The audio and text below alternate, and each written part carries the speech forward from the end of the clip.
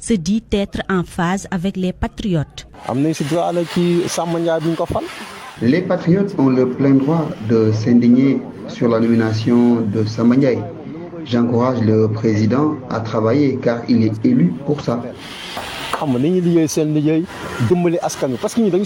Trouvé à l'arrêt bus à la rue 6, casquette à la tête, avec un classeur à la main, Idrissa Diop estime que le président Diomaye Faye doit revoir sa décision.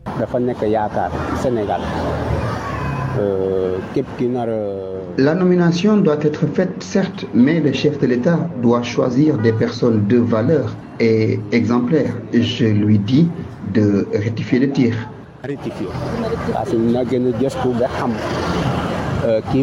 Moustapha Gueye, trouvé devant une boutique, lui estime que la compétence doit primer sur les clivages politiques. Je pense que la nomination doit être basée sur la compétence, peu importe le parti d'où l'on vient, parce que c'est le développement du pays qui compte.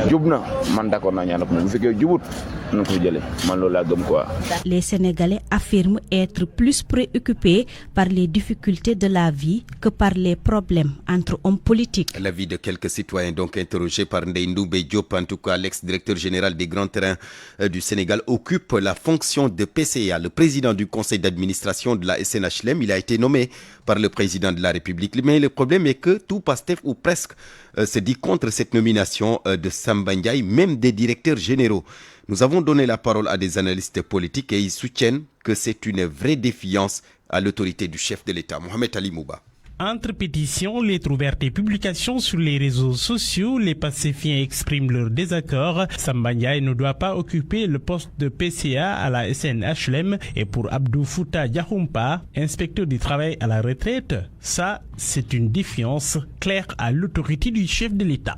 Cette attitude remet en cause le pouvoir discrétionnaire que la Constitution a doté le président de la République pour nommer aux emplois civils et militaires. Et on estime que le président ne nomme pas à la légère et que très souvent il recherche le profil adéquat pour occuper la fonction. Et par conséquent, nous pouvons estimer que remettre en cause le choix du président, c'est remettre en cause cet attribut constitutionnel, c'est remettre aussi en cause, en tout cas, son pouvoir de discernement, son sens du discernement. Diomaye est défié dans son autorité, mais comment en est-on arrivé là? Qu'est-ce qui s'est passé pour que les pacifiants s'immiscent dans les prérogatives du chef de l'État? Pour Hassan Samb, il y a eu des précédents.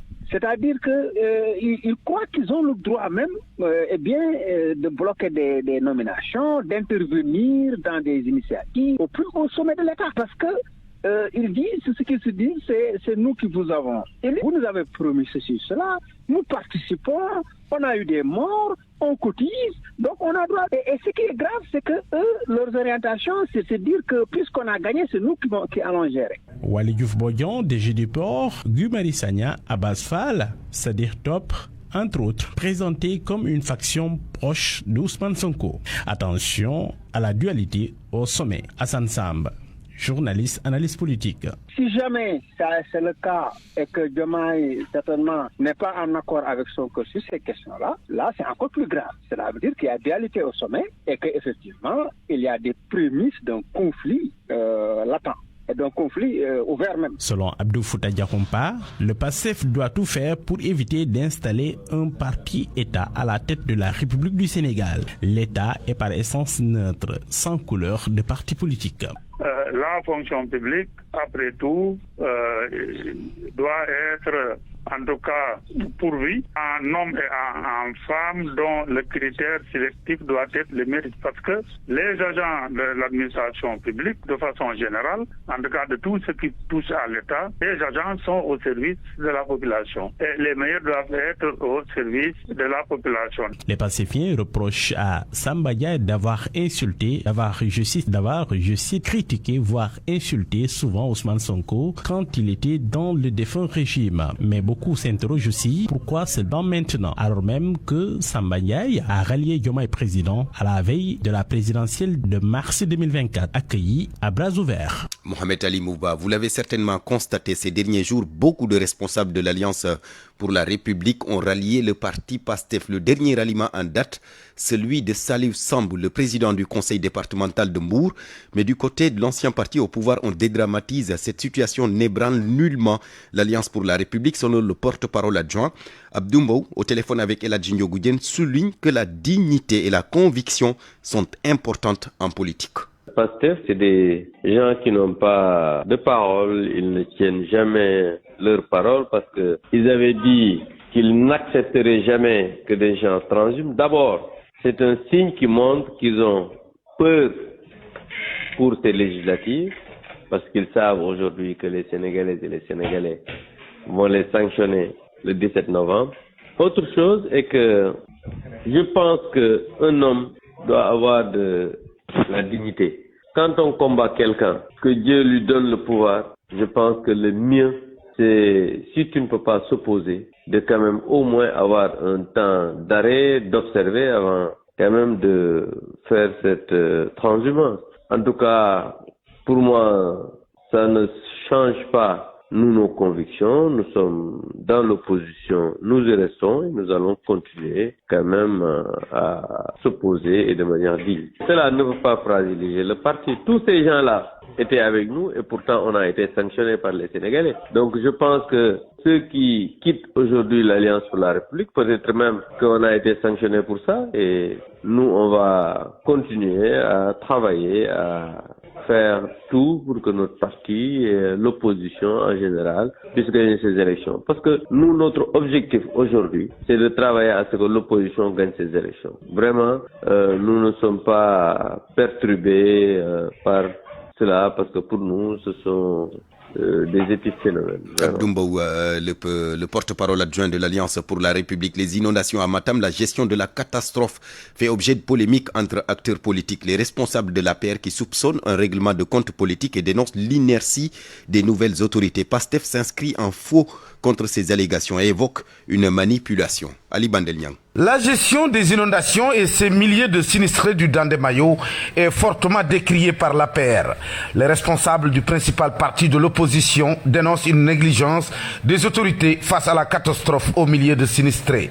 Yero Farbassi, coordinateur départemental de Kogère de Matam. Le constat est général au niveau de la région de Matam. Malgré la situation difficile dont vivent les populations de la région de Matam, plus particulièrement du Dandemayo Nord et du Dandemayo Sud, nous constatons que l'État du Sénégal reste inerte et sans action. Aujourd'hui, la situation dont vivent les populations de Matam méritait quand même le déclenchement des secours pour venir en aide ces populations qui aujourd'hui pensent laisser à elles-mêmes. Et c'est regrettable. Un État ne doit pas vraiment avoir cette position-là. Donc, je pense que si politiquement, ils pensent qu'ils sont minoritaires, ce qui fait qu'ils agissent de la sorte. Faux, rétorque Barka Sissé, membre du mouvement des cadres patriotiques, qui estime qu'à l'instar des autres régions du pays, Matam est bien entretenu par les nouvelles autorités, représentées à la base par l'administration locale. C'est totalement faux et je m'insurge contre cette manière de faire de la politique. Les populations matamoises souffrent. Nous dénonçons aussi le fait de vouloir utiliser cette situation de désarroi pour créer une polémique au niveau de Matam et en faire un retournement politique. À la limite, c'est mesquin. Dire aussi que le gouvernement ne s'est pas impliqué, c'est quand même de la pure manipulation politique. Le gouvernement a envoyé 4 ministres qui sont venus à Matam s'enquérir de la situation et après, on a vu l'entrée en matière des autorités administratives. En tout cas, à quelques semaines de l'élection législative anticipée, la gestion des inondations demeure un sujet principal dans l'actualité politique. Matam, Ali Bandelnia, RFM. Midi 14, merci de suivre le journal sur la radio Futur Média. RFM, fréquente modulation, 94.0, la radio en puissance. C'est officiel, le Sénégal vient d'être retiré de la liste grise du GAFI, le groupe d'action financière internationale. La décision a été prise à l'issue de la réunion plénière tenue donc aujourd'hui à Paris. Seydou Nourouba a parcouru le communiqué. Cette liste grise est également appelée liste des juridictions sous surveillance renforcée. Elle identifie les pays dont le régime de lutte contre le blanchiment de capitaux, le financement du terrorisme et la prolifération des armes de destruction massive présentent des déficiences stratégiques. Le Sénégal, inscrit en février 2021 sur cette liste, avait déjà pris l'engagement de remédier aux insuffisances identifiées par l'adoption d'un plan de 29 actions déclinées en 49 mesures. Ce processus de mise en œuvre de ce plan d'action s'est bien matérialisé par la présentation de 9 rapports de suivi et d'un rapport de synthèse. Et à l'issue de ces revues documentaires, le Sénégal a reçu du 12 au 14 août 2024 à Dakar une visite des experts de l'International Cooperation Review, un groupe de revue de la coopération du groupe d'action financière GAFI sous la présidence du ministère des Finances et du Budget, M. Cheikh Diba, et c'était en présence de ses collègues membres du gouvernement en charge de la justice et de l'intérieur. Il faut rappeler que le Sénégal était placé sous surveillance renforcée depuis 2021 par la Vigie internationale de la lutte contre le blanchiment d'argent et le financement du terrorisme. Seydou Nourouba, et puis ce cri du cœur des artisans du département de Tivaouane, ils se disent laissés en rade dans les financements, projets et programmes de l'État. Une injustice inqualifiable à leurs yeux. Ils se sont réunis à Meouane pour donner de la voix. C'était en présence de Cheikh Anta Diop. Le secteur de l'artisanat va mal, c'est le cri du cœur des tailleurs du département de Tivaouane. Ils étaient à Meouane pour demander l'accompagnement des nouvelles autorités. Abdoulaye Fall Mboro, chargé de la communication de la coordination des couturiers du département de Tivaouane. Dans le cadre d'aider notre secteur pour le développement, de leur tendre la main. On peut nommer la 3FT, on peut nommer la RPME, l'ADER, de s'approcher à notre structure pour nous appuyer. Parce que ce que nous sommes en train de faire, si ce n'est pas les partenaires financiers qui nous ont aidés, l'État n'a mis aucun sou. De pouvoir bénéficier au deuxième tour du blouse scolaire. Et jusqu'à présent, nous l'interpellons l'État du Sénégal, on sait la lenteur. L'alerte est lancée par ces tailleurs. Ils veulent mettre en place des programmes pour fixer les jeunes et surtout lutter contre l'immigration clandestine. L'immigration clandestine, nos jeunes prennent les pirogues, ce sont nos frères. Et même actuellement, le plus grave, on remarque qu'il y a des femmes, des jeunes filles qui sont en train de brader la mer pour trouver l'air de la douane en Europe. Et nous savons tous ici que l'Europe n'est pas la solution. Nous sommes des Africains. Il faut nous doter le savoir-faire pour qu'on puisse rester dans nos terroirs et quand même développer notre métier. Les tailleurs du département de Tivaouane sont préoccupés par la situation des jeunes. Ils ont même initié des ateliers de formation destinés aux apprenants. RFM Thiès, Cheikh Anta Diop. L'évacuation des eaux usées, c'est un réel problème au quartier Dialène de Kaolack. Les habitants se sont mobilisés face à la dégradation de leur cadre de vie pour dénoncer l'inertie des autorités locales. Fatoumbo.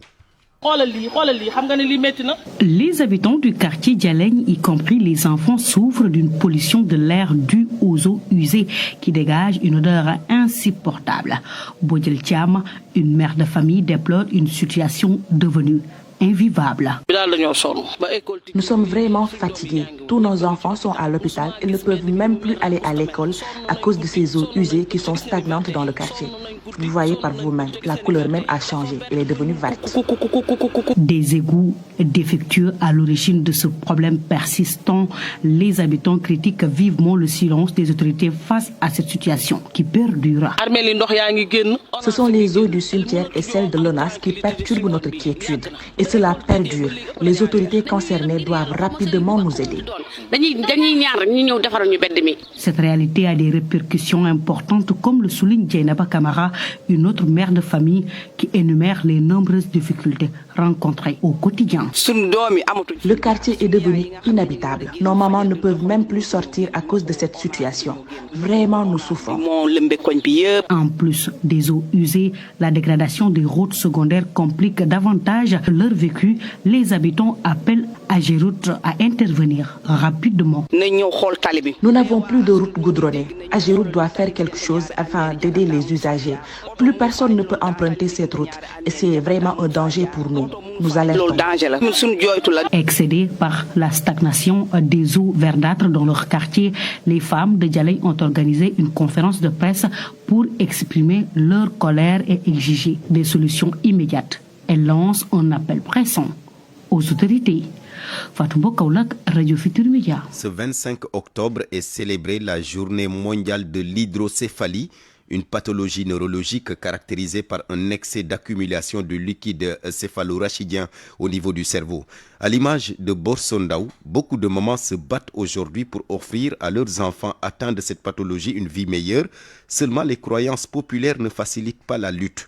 Salimata Awa a rencontré cette brave dame. Madame Dramé Borsondaou yaayu Miss Dior. Elle l'appelle affectueusement Miss Dior.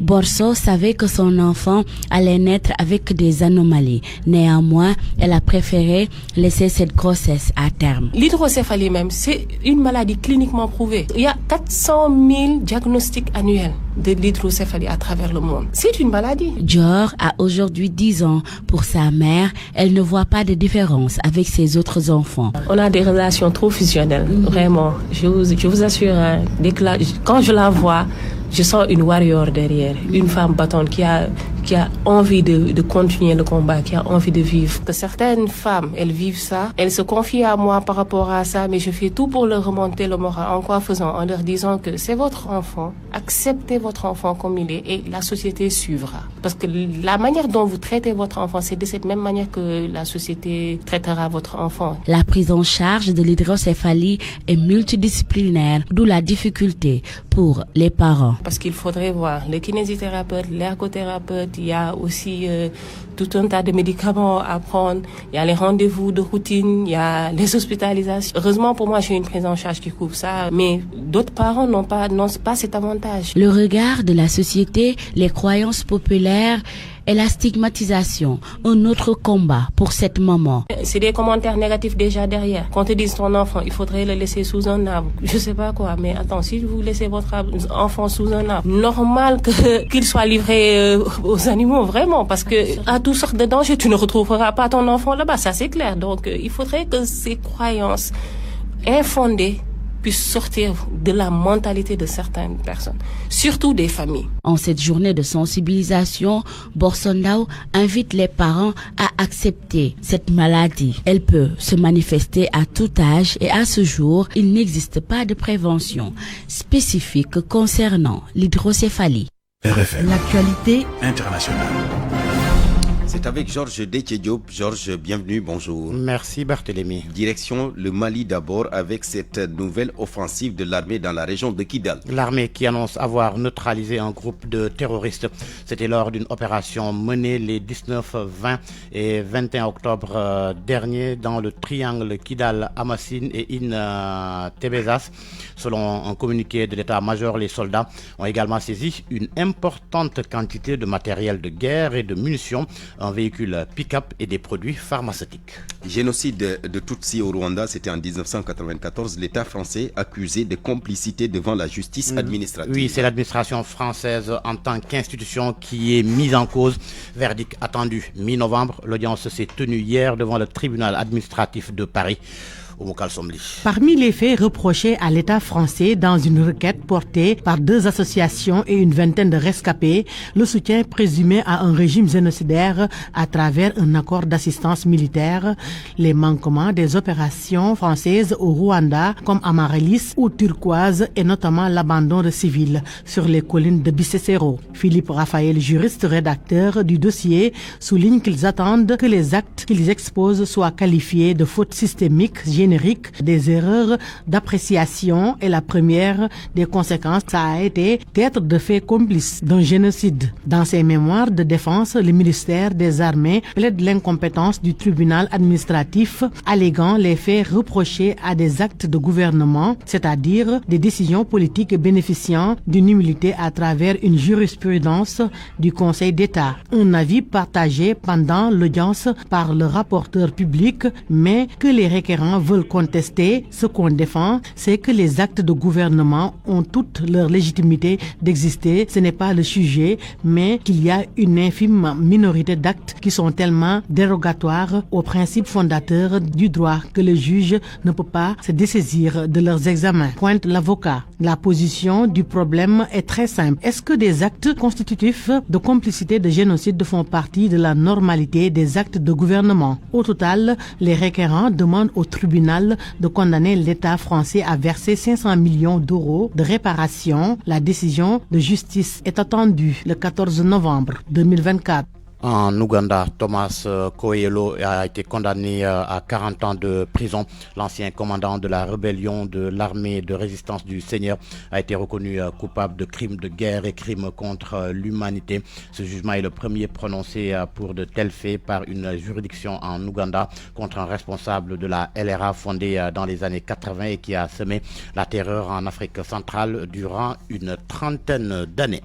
Au Proche-Orient, 3 journalistes tués lors d'une frappe israélienne apparemment ciblée sur leur logement dans la région de Hasbaya, dans le sud du Liban. Ils couvraient donc la guerre entre Israël et le Hezbollah. Le premier ministre libanais, dans un communiqué, parle d'attaques délibérées qui visent à terroriser les médias pour dissimuler les crimes de guerre et les destructions.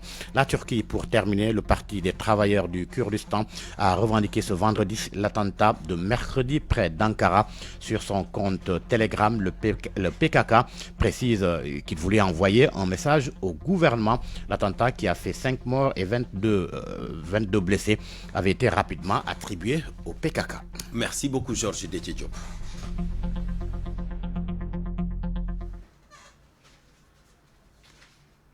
La suite du journal à midi 26 minutes. D'abord, le rappel du débat de ce midi, donc, dans la rubrique Point de vue, débat sur la transhumance politique, PASTEF, la nouvelle machine de recyclage. Que comprendre de l'attitude de nos acteurs politiques? Rendez-vous tout à l'heure avec nos 2 intervenants. RFM Sport. Diane Junior, bienvenue. Merci Barthélémy. Tournoi UFOA, le Sénégal joue contre la Gambie cet après-midi. Pour le compte de la 2e journée de ce tournoi qui concerne les U17 donc africains, l'équipe de la Gambie va défier le Sénégal à 16h. Ça sera au stade de Lat Dior. Demain, la Sierra Leone défiera la Mauritanie. Ensuite, la Guinée-Bissau jouera contre l'équipe du Mali.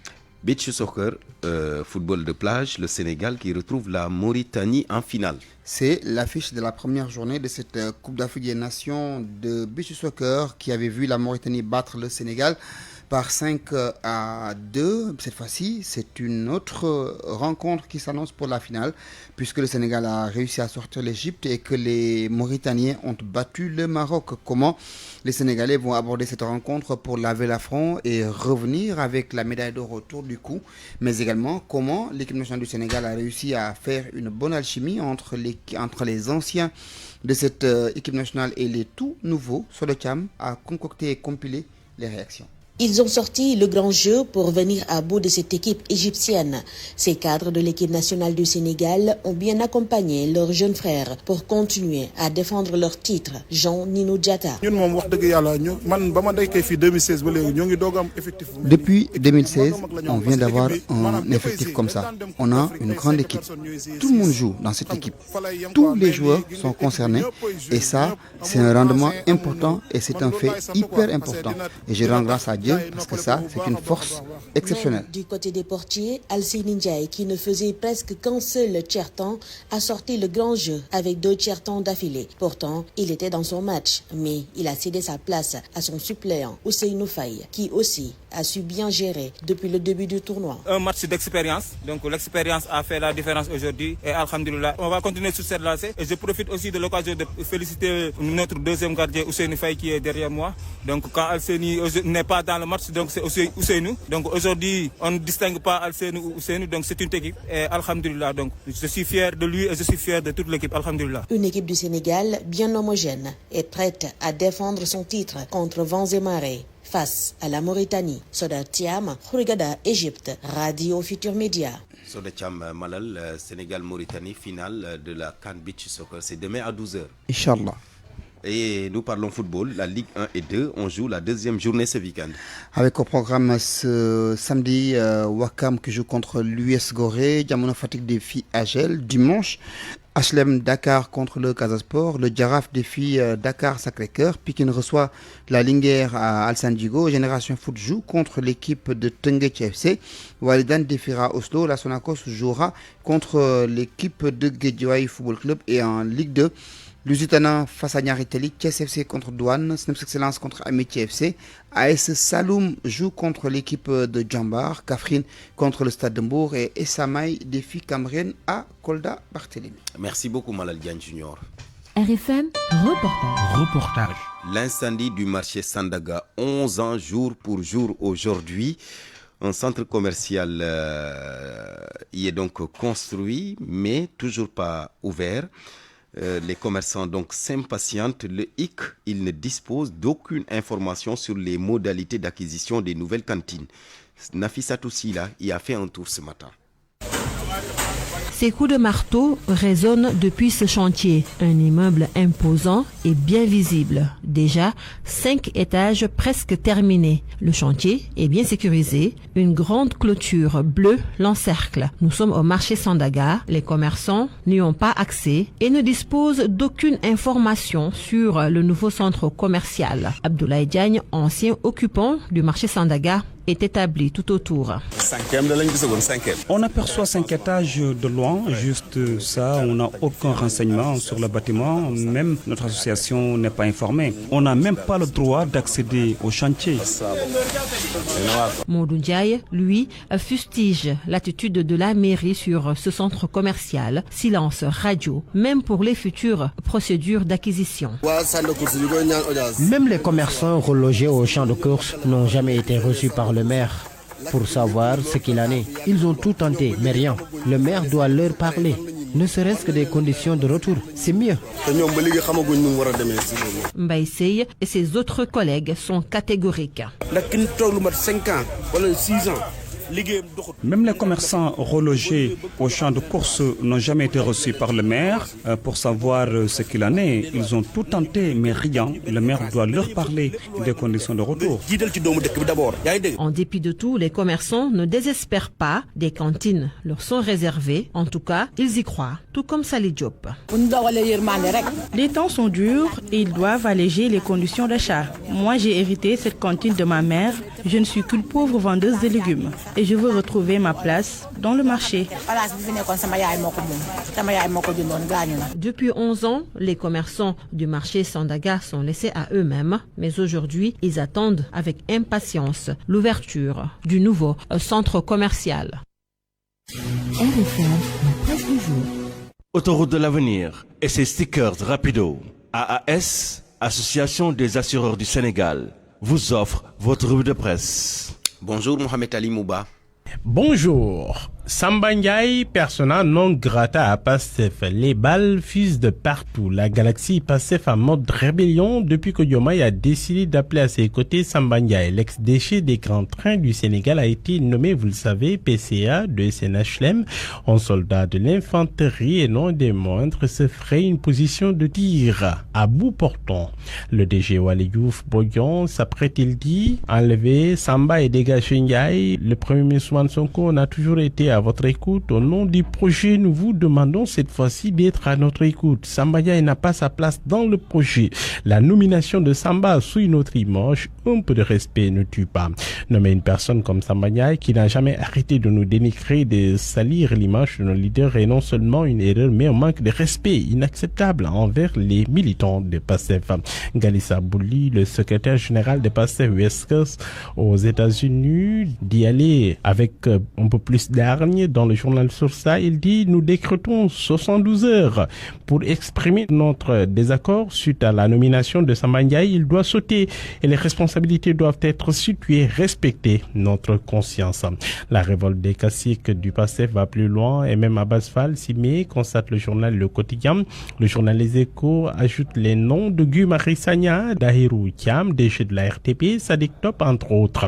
Mais le confrère remarque surtout que le dénominateur commun à tous ces contestataires est qu'ils sont des proches de Ousmane Sonko.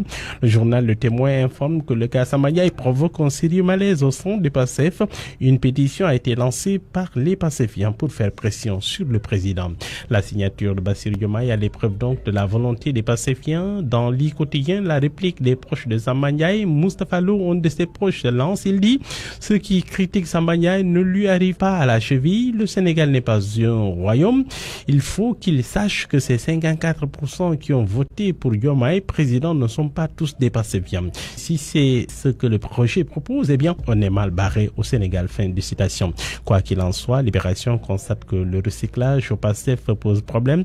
Parmi certains promis, il y en a qui ont été épinglés par la Cour des comptes. Samba Ndiaye mise en cause selon Libération alors qu'il était à la cime.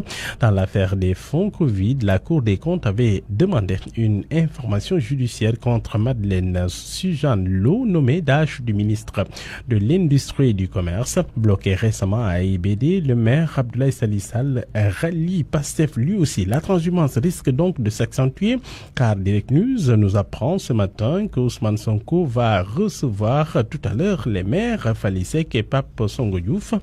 Le maire de Ross Béthio, par exemple, dit après moult réflexions, j'ai décidé de soutenir le projet. Commentaire de Daoul Chow de Direct News. Décidément, tous les chemins mènent chez Ousmane Sonko. Après Déthié Fall, les autres un à un déposent leur baluchon reçu par le grand Manitou Ousmane lui-même. La transhumance, quand tu nous tiens, où est la rupture, s'interroge le confrère. Pour lutter contre ces dérives, Cheikh Yérim Seck crée le 2DL. Il théorise la radicalité face au pouvoir en place. 17 avocats pour tirer au clair les présumés scandales à Lazer et à l'ONAS, relève le journal Vox Populi.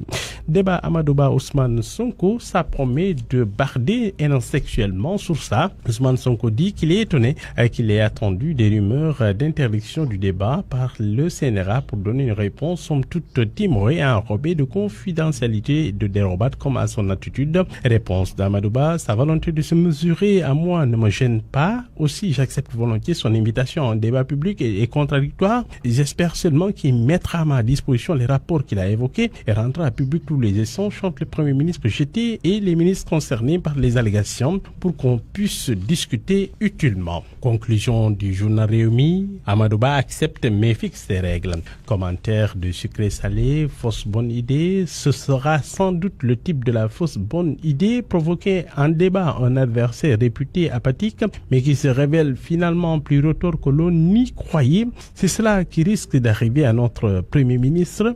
Amadouba à qui il a demandé un duel est en train de répliquer en fauve acculé et obligé de se défendre.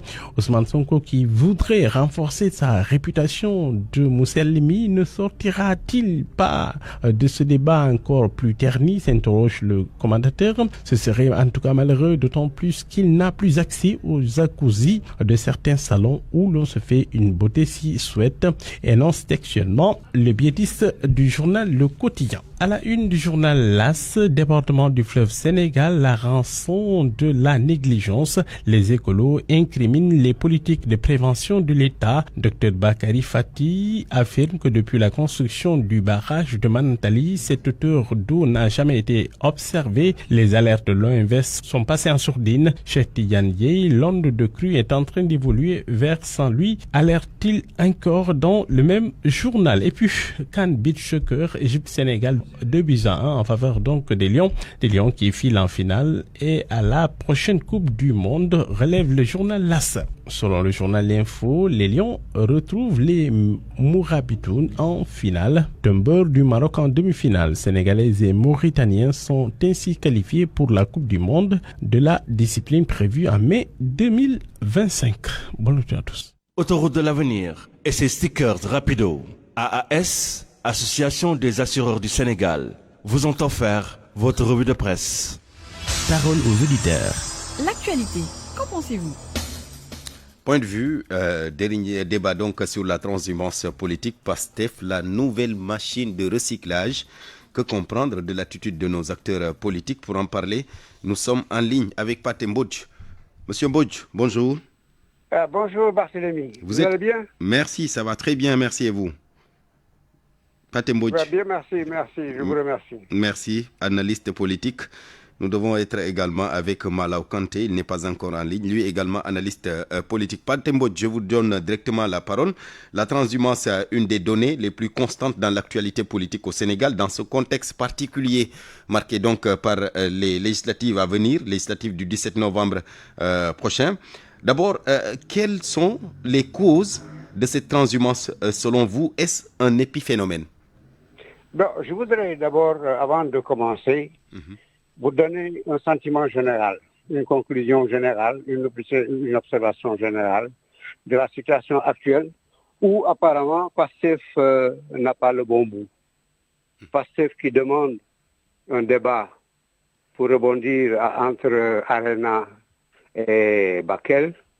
Pastef qui accentue la transhumance après avoir annoncé un peu partout, au tout début, qu'il n'avait besoin de personne, qu'il irait tout seul aux élections. Pastef, enfin, qui, au bout de 6 ou 7 mois, regarde les choses en face et comprend peut-être qu'en réel politique, il faudrait chercher des alliés parce que ça semble sentir le brûler. Ça, c'est la conclusion générale qu'on peut retenir de la situation aujourd'hui, ce vendredi, quand on se parle. Maintenant, pour ce qui est du phénomène de la transhumance, il a deux aspects. Il a un aspect physique et puis un aspect moral. L'aspect physique est que les alternances qu'on nous envie nous posent problème. Ces alternances mettent au pouvoir des formations minoritaires qui sont obligées de se retourner vers hier pour se renforcer. Déjà, ces formations arrivent sous forme de coalition et si, malgré la coalition, Abdoulaye Wade, Macky Sall et aujourd'hui Diomaye sont dans la nécessité de se renforcer hors de leur rang, cela veut dire que l'éparpillement de l'électorat entre une présidence et que ce que Sonko disait lui-même, que quand Macky a le pouvoir, il faut confier l'Assemblée au pouvoir, il faut la confier à l'opposition. Je pense que nous sommes toujours dans ce même momentum qui court depuis 1990 à peu près. Aujourd'hui, qu'est-ce qui explique la transhumance? Oui, les causes. D'abord, allô? Oui, mais je dis les causes. Ah oui, les causes. Qu'est-ce qui peut expliquer la transhumance? La première chose, c'est que d'abord, il y a des potentats locaux qu'on vient de mettre dans l'opposition et qui sont encore très forts. Abdoulaye Wade l'a vécu et Idrissa Seck lui a théorisé la transhumance. Macky Sall l'a reconnu par LH Kassé dès le départ. Nous sommes arrivés minoritaires. Il nous fallait donc le chercher. Aujourd'hui, il y a eu un vote, disons, plus de fougue que de raison à mars 2024. Et l'exercice du pouvoir a démontré qu'au fond, en dehors d'une certaine limite, il y a aussi une certaine limite intellectuelle et un certain manque de représentants au niveau local, qui est le poids. Ça, c'est au niveau physique. Au niveau moral, maintenant, il y a l'argent. Il y a que ces potentats locaux qui ont pris racine ont quand même pu asseoir leur autorité sur une base qui n'est pas féodale, mais plus pécuniaire. D'accord. Aujourd'hui, l'acteur politique qui transhume, peut-il se prévaloir d'une position éthique? Oui, c'est des positions très ambiguës. Vous avez vu l'ancien ministre du Tourisme cité dans une affaire foncière et qui demande à voter Pastef. Vous avez vu Mamor Diaw, je pense, tout le monde savait comment il vivait et qui, dès le départ, appelle à voter Pastef. Il y en a qui se sont constitués eux-mêmes pour essayer d'échapper. Il y en a qui cherchent à échapper. Il y en a d'autres maintenant qu'on essaie d'avoir par la représentativité au niveau local. Quand on allait par exemple à Dagana, quand on allait à Tamba, quand on allait à Ziguinchor, quand on allait à Diourbel, on savait bien qui était qui et qui cherchait pour asseoir un rayonnement du parti au niveau national. D'accord. Mais aujourd'hui maintenant, est-ce que ce nomadisme, si je peux l'appeler ainsi, ce nomadisme politique est une entrave aux libertés si l'on sait que les gens sont libres aussi d'adhérer à n'importe quelle formation politique? Non, ce n'est pas une entrave, c'est-à-dire c'est une morale. Dans le cas d'espèce aujourd'hui, avec tout ce que Diomaye doit représenter, en tout cas, doit essayer de représenter sur le plan de l'éthique de Djubolti. Quand on se rend compte qu'on va à la DIC comme on va à Sandaga, quand on se rend compte qu'on enferme les gens pour un oui, pour un non, quand on se rend compte que Ousmane Sonko peut, sur le stade, sur la strate d'un podium, accuser gratuitement, se faire procureur, se faire président de la République, se faire... On se pose des questions sur qu'est-ce qu'on a fait le 24 mars. Et je pense que comprenant qu'il y a quelques petits problèmes, Pastef cherche à se renforcer. Et même à le faire de manière très gauche, parce que vous avez vu la dernière nomination en Conseil des ministres a soulevé un tollé général sur la toile et qui pose même des problèmes au niveau de Pastef qui lui dit, oui d'accord la transhumance, mais pas quand même avec ceux qui nous ont jeté la pierre hier. D'accord. À votre avis, ce phénomène de transhumance, est-ce qu'il a un impact dans le processus électoral et démocratique? Oui et non. Oui, c'est que sur le plan de la communication, dire j'ai péché Barthélémy Ngom donne un certain poids et une certaine crédibilité aux pécheurs. Par contre, dans la situation d'aujourd'hui, le voir fait et le voir la transhumance sous Diomaye, dans le Djibouti, voir la transhumance sous Diomaye, quand on a vu son Sénégal 2050 par rapport à la PSE, voir le Sénégal sous Diomaye accélérer la transhumance au point de pécher même dans le processus de recrutement et de mettre sa formation dans l'inconfort, ça pose problème pour la formation. Sauf si maintenant, sur le plan moral, on dit, bon, on va passer outre, parce que par exemple, avoir une majorité le 17 novembre vaut, comme on dit, Paris vaut toutes les messes. Alors, 54% ont voté pour la coalition Diomaye président, mais pour autant, ces 54% ne sont pas tous du parti Pastef. Donc, Pastef aussi doit accepter de s'ouvrir aux autres. Non, laissons la présidence, allons aux législatives. Remontons un peu dans le temps pour voir comment Sonko lui-même s'est fait député et par la grâce du plus fort reste. Restons aussi dans le temps en passant du 24 mars au 17 novembre et en voyant la gestion de l'État, la gestion du pouvoir par la formation actuellement au pouvoir. Et je pense que c'est sur cette base-là qu'on peut essayer de se projeter au 17 mars et non plus sur Diomaye président. Diomaye président, c'était un conglomérat que Macky Sall lui-même a aidé à mettre sur pied en exploitant les péchés d'un adversaire politique d'une manière outrancière et qui a donné des morts. Mais quand pour ces morts, on vous dit, au fond, comme aujourd'hui on nous dit Bougane entame une grève de la faim, et l'autre vous dit, bon, moi j'ai entamé, mais c'était juste pour donner le change, que Aïdembo nous dise à tout va, c'est dit que nous avons dit Sonko Dena, et que Sonko qui vous dit samedi dernier, non, ça c'était du cinéma. Vous comprenez un peu qu'il faut accélérer la transhumance pour se donner un peu plus, moins de crédit que du poids électoral. Parce qu'au fond, la démocratie, c'est un peu ça, on se compte. Numériquement, pas moralement. Y a-t-il, à votre avis, des solutions à ce nomadisme politique? Oui. Il est dommage que Déthié soit maintenu dans la liste. Il est dommage aussi qu'ils disent que si je suis élu, je m'en vais. Parce qu'en le disant, au fond, il révèle que son nomadisme n'a pas d'effet, puisque les gens vont voter la liste sur laquelle il est élu, pour qu'il soit élu, pour qu'il démissionne. Dans la moralisation du jeu politique, une fois que le Conseil constitutionnel établit les listes, la transhumance ne devrait plus être acceptée. Déthié est inscrit 5e sur la liste de Sambisa Kadou, Déthié reste sur la liste de Sambisa Kadou. Il faut qu'on réfléchisse avant. et qu'on se projette sur l'avenir. Aucun changement n'est plus possible sur les listes. Ne devrait. Or, apparemment, c'est possible. Parce qu'après la liste de Amadouba, Thiès, on a quelqu'un est parti. Après la liste de Samosa Kadou, Dakar, quelqu'un est parti.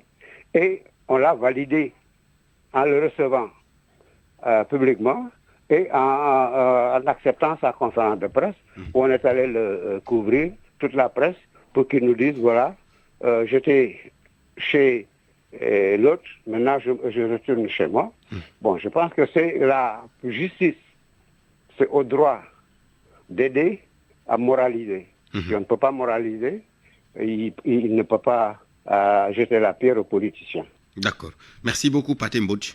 Merci, c'est moi qui vous remercie, Barcelone. Merci, Pathé Mbodj, analyste politique. Malheureusement, nous n'avons pas pu joindre Malaw Kanté, à lui aussi analyste politique. Il devait être avec nous, mais malheureusement, ce n'est que partie remise.